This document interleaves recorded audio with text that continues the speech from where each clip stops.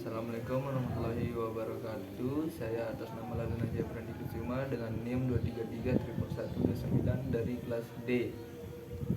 Saya akan membuat tugas video untuk memperbaiki nilai yang diberikan oleh dosen pengampu DRH Eprinanda Galuh Berliana MSI dengan materi yang bisa kita lihat di sini: anatomi, osteologi, ekstremitas cranialis. Ya, baiklah. Oke. Pembagian regio yang pertama, regio cingulum memberi thoracici dibagi menjadi 3 os. Os scapula, terus os coracoideus, terus yang ketiga os clavicula. Baiklah, regio yang kedua, regio brachii dibagi menjadi 1, yaitu os humerus.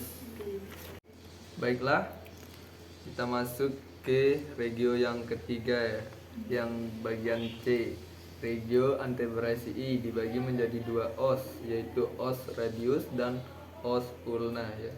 Regio yang keempat, regio manus dibagi menjadi 4 os: os carpi, os metacarpi, os sesamoidea. Terus yang keempat itu os palam. Yang lateral di bagian proksimal ada disebut yang di bagian sini itu namanya cartilago scapula. Terus yang di bagian sini disebut fossa supraspinatus, dan yang lebarnya itu disebut fossa infraspinatus, dan bagian tengah-tengahnya ini tuh disebut spina scapularis, dan di bagian distal yang di ujung ini, yang runcing ini disebut acromion, dan ada juga yang lingkaran merah ini disebut column scapula. Itulah medial.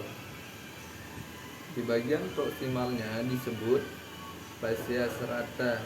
Yang di bagian ini disebut fascia serrata. Terus yang di bagian ini disebut fossa subscapularis. Terus kita masuk gambar yang kedua, yang di bagian atasnya ini disebut, yang di bagian permukaan ini disebut capitas glenoidales. Terus yang bagian sobekannya ini, yang melingkar ini, yang di bagian sobekan ini disebut incisura glenoidales. Yang di bagian ini, yang ini tuh disebut juga, ini bisa kelihatan, yang ini disebut processus coracoideus. Yang bagian melingkar ini disebut tuberculum supraglenoidales. Sekian dari saya, kurang lebihnya mohon dimaafkan. Wassalamualaikum warahmatullahi wabarakatuh.